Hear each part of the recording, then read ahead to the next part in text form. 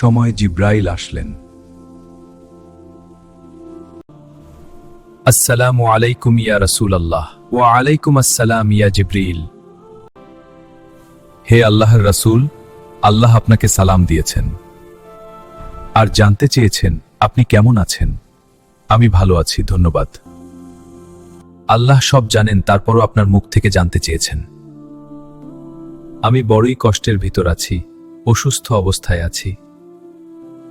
ইয়া রাসূলুল্লাহ, আজ আমার সাথে একজন নতুন ফেরেশতা এসেছে। এই ফেরেশতা কখনো কোনো মানুষের কাছে আসার জন্য অনুমতি চায়নি।